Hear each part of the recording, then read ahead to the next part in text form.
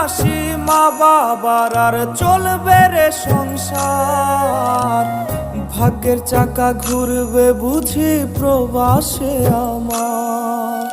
পরিবার পরিজনের রাইখা আইসি রে প্রবাসে, মাথার গাম পায়ে ফালাই পাঠাই টাকা দেশে।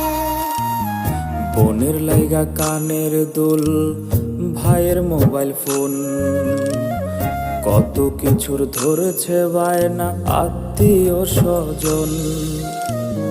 কইছে কতদিন আমার মারে দেখি না, খেয়ে মারা চলে মুখ মুছতে পারি না।